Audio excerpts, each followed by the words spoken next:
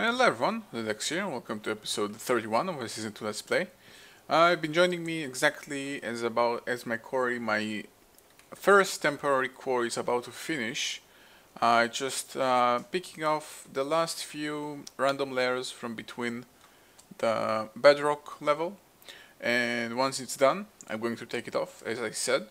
I'm going to take it off, and I've actually also made one more quarry and 5 more magmatic engines off screen. So I'm going to add all of them together to my mining world. So I'm going to wait until this one finishes. And you know what? I think since it's episode 31 already, and it's something that you guys have been telling me since episode 1 pretty much, I think it will be a good time to start introducing pressure plates. Yeah, I'm going to add pressure plates to my doors because some of you guys apparently don't like the fact that I close the door every time I leave my house. So yeah, I'm going to use obsidian pressure plates and smooth stone pressure plates in a way that I'm gonna have those in the inside and those on the outside because I don't want monsters to trigger them. So now a player can trigger them, but the monsters cannot, and same for the inside. And there we go. Now I don't have to open and close my doors anymore. Alright, so the core isn't finished yet, but I came here to check what's up. I actually noticed that I have a problem. For some reason, the red power tubes failed to realize this is an inventory. And they send the tree subs directly to the chest, so I have to, for now, keep manually moving them. But that's not the main problem. The main problem is for some reason this chest is gone. I don't know how or why, but this ender just disappeared. And I'm a big fan of bugs, so I'm not exactly sure what's going on. Why isn't this being... Oh, I'm out of bug earth. It would be also a good idea to get some more of those. So I don't know why it's happening. I'm simply probably going to solve it by taking one of the ender chests for my temporary quarry right now and move it back there. That will be pretty much the best solution I can think of because I don't need them anymore. I have the chests of my mining age already. I don't need any set of chests, but I don't know why it happened, so it's quite annoying. Also added these 3 engines to make the process a little bit faster. For some reason this is taking too long. I think the quarry fails to realize that it doesn't, yeah, it's going back and forth and it fails to realize that it can't do anything anymore. It should stop, I think. I don't know why it didn't. But yeah, I'm going to manually stop it now. So, let's do it like this. Somebody told me that if I shift right click or something, it should be taken out quickly with a wrench. No, apparently not. Or I'm doing something wrong. Okay, just gonna do it off screen. Alright, so I'm going to replace my red chest back to the black chest. I'm not quite certain why it happened. It might be because it's very close to the edge. I don't know. I can try moving it. No, here will be a bad idea. Let's try. You know what? Let's just add a tube to the system and make this slightly longer, but at least it won't do that anymore, hopefully. So you can move this here. And filter transposer here. And the timer here. Should do the trick. Oh no, tubing system, yeah, same problem. Tubes failed to realize forestry inventories. I don't know what's the problem here, what's causing it. But for some reason, red power tubes hate forestry inventory systems. So pit-fired engines and the arboretum and all of those machines. Oh no, wait. My bad. Although it still doesn't work here. I forgot to recolor this to black. And it had nothing it could take out from.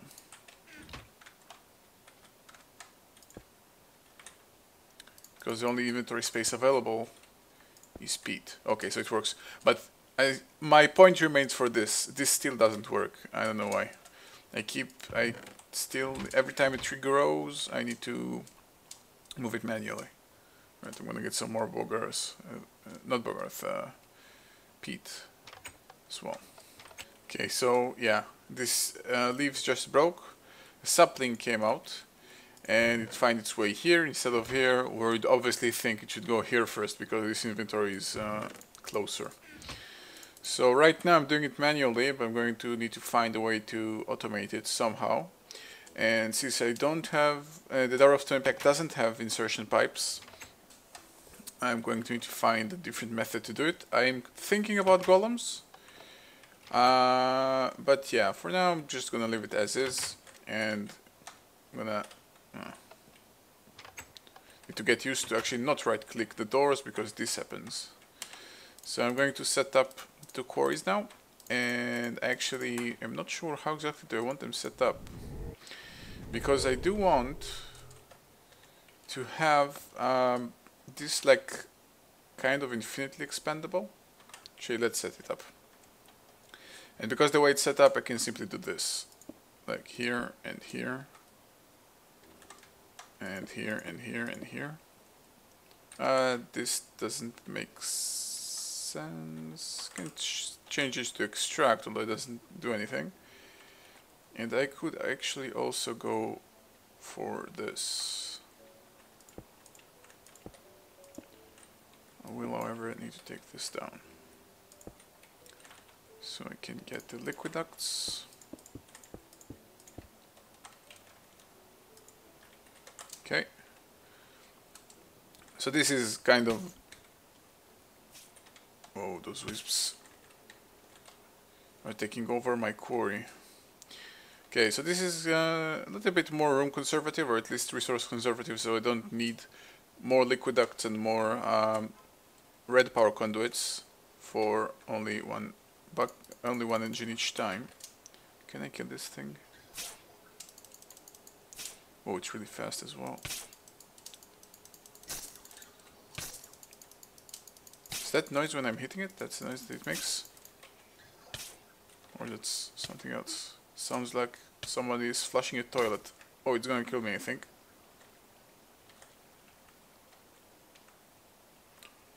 These guys are dangerous. This is no joke.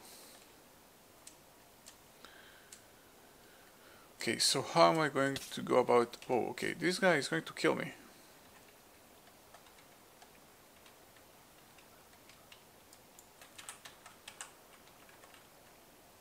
Let me get out of here.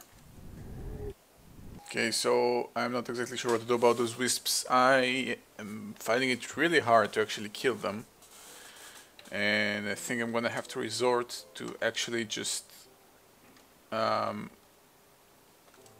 ignore them for now. I don't see any other possibility. I was thinking about researching Thumbcraft maybe for a better weapon or something, but I don't know. Okay, so for now I think I'm gonna remain with this setup pretty much. If I'd like to expand, I'm simply gonna go upwards. So I'm going to place my quarries like right here and right here. So they're going to be very close together. So let me get all the tools that I need. Alright, so I've placed them in the following way. I have another quarry here facing that way, another quarry here facing that way, and I've connected them with the conduits in the following fashion. I'm simply going to add I think 2 relays that will shoot everything into this singular chest right here. So I'm also going to take care of those water corners, which I've started doing here, and I'm gonna finish as well doing that. Ooh, while clearing the area here, I'm clearing the mobs here, I managed to get a spider to shoot a creeper, so he dropped a music disc. This is, I know it was happening when you make one monster kill another, they drop music discs, but it's actually the first time it's ever happened to me. And I didn't even plan it to happen, it happened by mistake. As usual. With most awesome things, they happen by mistake. Alright guys, so since I have pretty much a ton of wood at the moment, and I still want to get rid of these giant trees, but I'm too lazy to actually cut them down, let's have some fireworks. I'm going to simply set them on fire and watch them burn. This should be significantly faster. For some reason this tree refuses to burn.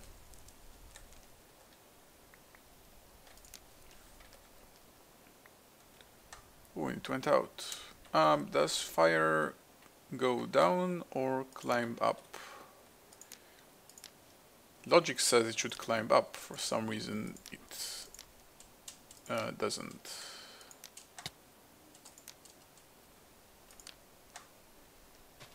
Okay, so this one caught on fire pretty nicely. I guess this tree, whatever it is, doesn't really like to be set on fire for some reason. But this should make the process a lot faster. Okay, so for some reason the fire is very anticlimactic, anticlimax. Like, I would have expected a little bit more fireworks, something like this, like all over, but fortunately that's not the case. And I actually ran out my flint and steel died. Well, anyway, I'm considering actually getting some more engines in here to get this to run even faster. Yeah, I'm pretty sure I'm gonna do that. Alright, upgrade to this symmetrical, nice looking engine array, which is essentially, let's see, I have 6 on the bottom, 6 on this side, and 7 here. Total of 19 engines, yep, 19 engines, so quite a lot of power. 19 engines is basically, what, 76 Minecraft joules per tick. Now this energy cell will be able to take up to 100 per tick. The consumption, yeah, it still fluctuates. It doesn't, if it doesn't slightly go up, it means that the quarries are consuming more than is being produced. However, some engines are not still at maximum capacity. It's going to take a while, but yeah, it's quite nice.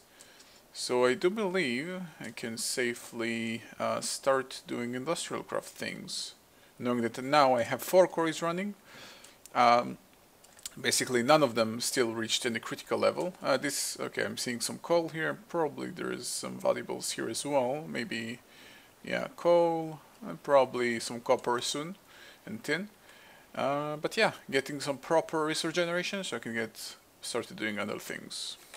Okay, so I'm thinking about basically tearing this room down completely and expanding upon it, and this will probably be my industrial craft room, since, yeah, I had good intentions here, but I did nothing with it. How can I store oil? I think I'm gonna need cans, not cells. Cells don't help me here, so let's get some cans, so I can take it down without worrying about losing stuff. Okay, apparently the recipe for buckets from tin is back.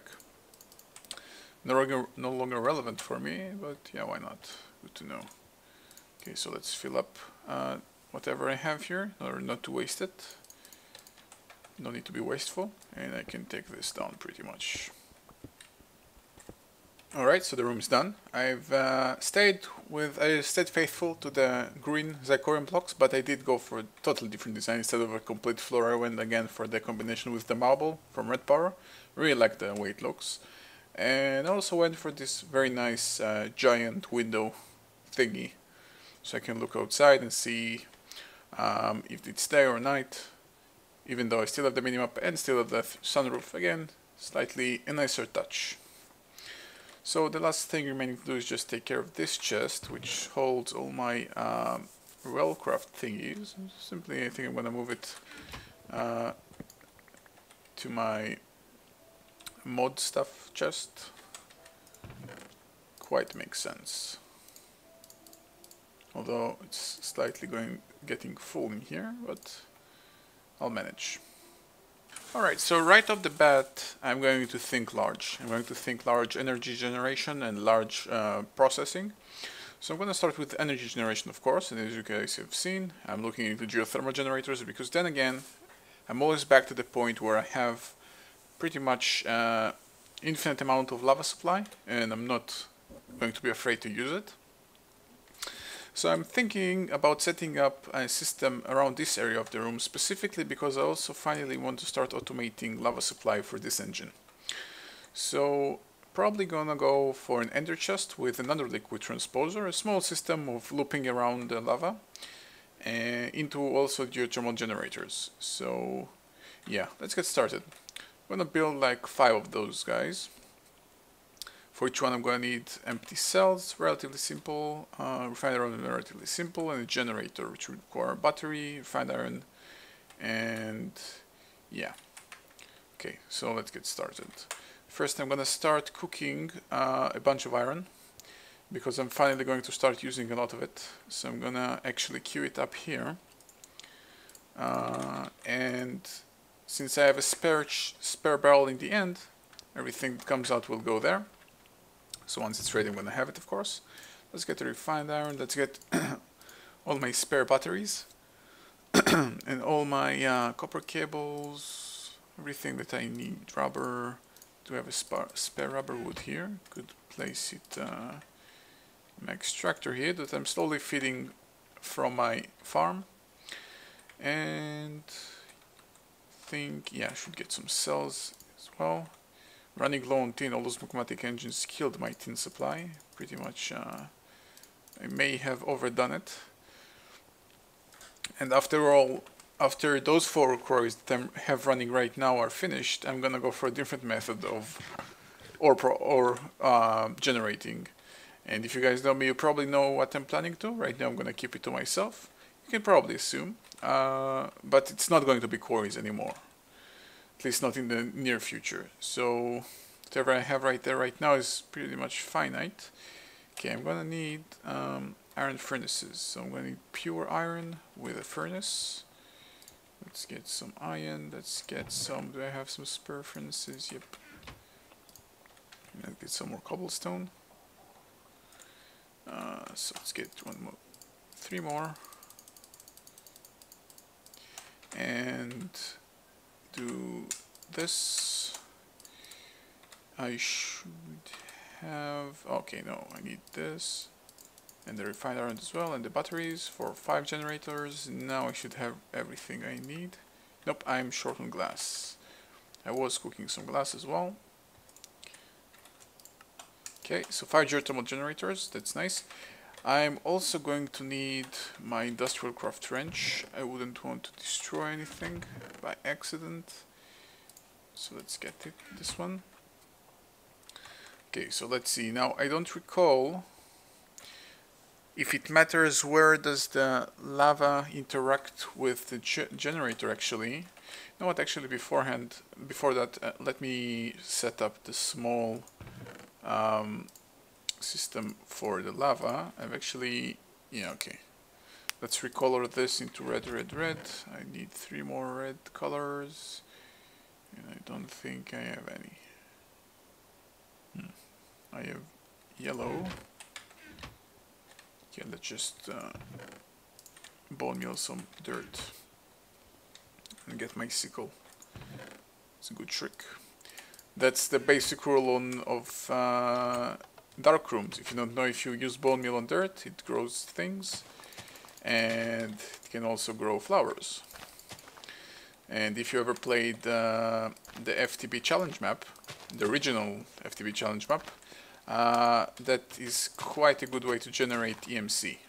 EMC stands for Energy Matter Currency, which is something that doesn't exist in the current version of Equivalent Exchange, but in Equivalent Exchange 2 it was introduced that every type of item has some sort of value. For example, cobblestone being 1, and other things being more, diamond being like 8,000 or something. And that way you could basically generate more EMC than you consume. Like 1 bone meal was, I think, 36, and you could generate like 70 out of each batch when you do this. So this is a very basic thing if you ever play the challenge map, the FTB challenge map. Okay, so that's enough red flowers. And I'm also now full with junk items, which I need to get rid of. I don't really need all of these things. Yep, okay, so there we go. I think I may have had red here. No, okay. So I'm gonna need the ender chest. Let's color it quickly. Red, red, red. Again, that's the lava chest. I'm going to need a liquid transposer. I'm probably going to use the magmatic engine both for these machines and for the transposer itself. I'm thinking about the design slightly. Okay, let's get some orange redstone conduits and the liquid ducts. And yeah, let's get the liquid transposer. I'm going to need it no matter what. There is no way out of it. So yeah, you guys know how to create this, be right back. Okay, so I have my liquid transposer. I'm going to need a filter. Should have some. Okay, one filter. A timer. I did have a spare one. And I think, oh, and some tubes, of course. Okay, so how do I want to do this? This is unfortunately going to be slightly ugly. And I'm going to do it on the ceiling. I think I'm going to extract... yeah. I'm going to extract the lava buckets from here.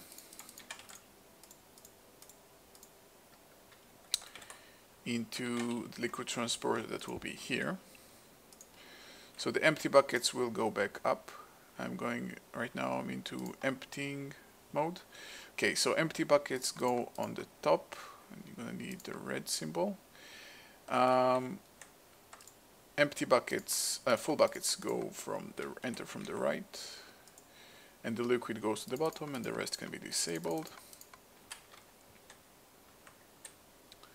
Okay, this will require some sorcery to get this done, but right now I'm gonna leave it as is.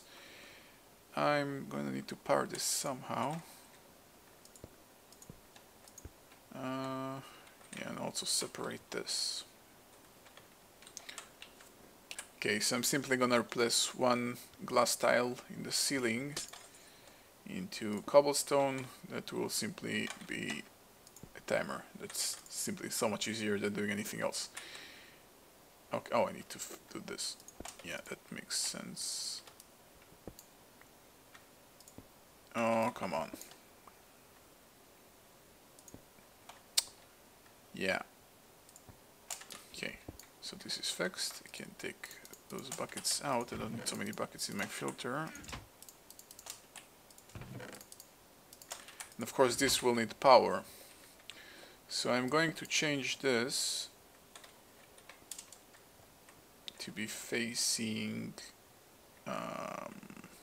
up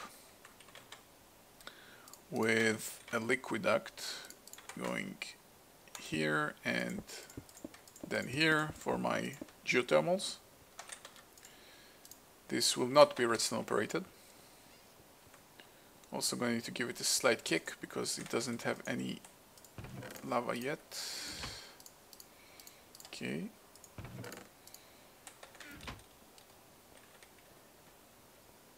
Or actually I'm going to need to rotate it. Yep, I'm going to need to change it around. So let's have a conduit here, redstone conduit, to be in extract mode. Or actually no, I'm having a slight problem here. Let me think about it. Oh, no, okay, it's fine. I'm gonna have two conduits like this, and another like this, with the engine being here. This is on extract, this doesn't do anything. I will need, of course, to give it some, I just broke it, I haven't done that. Give it some energy. And now part of the energy that this one will create will also make this empty out buckets, though it doesn't at the moment. Why doesn't it? Okay, there we go. Right here I'm gonna have another battery, another one of those magma crucible batteries. This pipe will be on extract. And actually, no, I can't. I'm going to make it work like this. Yeah, otherwise I'm going to have a problem. I can't have a battery in here. Okay, so this is pretty much done. So again, okay, so this system is pretty much complete. It all works on the principle that I have infinite magma or infinite lava, so I don't care about using it all. It will basically always work, making this crucible, this liquid transposer operate, and also giving energy to all those machines. Now the problem that I don't like very much is the fact that those machines will always consume power, and I don't think there is a way to actually avoid doing that. That's the only thing that I'm not exactly too happy about, because this is kind of like a waste of energy. But apart from that, it should be quite perfect in theory. Alright, so if I just place the geomounted generators, like, oh, I have an Enderman here. If I place them like this, do they work? Yeah, they get filled up. And, okay, so they aren't turned on because they can't be turned on. So I'm gonna... Okay. Let's break this apart. Or actually, no, replaced it. So I'm gonna have this array here of what's going to be 9 geothermal generators at some point. Now I just need a way to extract the energy out of them. I'm thinking about going straight to fiber cables. Glass fiber cables, the only drawback is the fact that they require diamonds. And that's exactly my current problem, that I can't afford doing that. So I'm considering about going into golden conductive pipes, or not pipes, cables, but they are quite pricey as well. Let me see if they can do what I need them to do.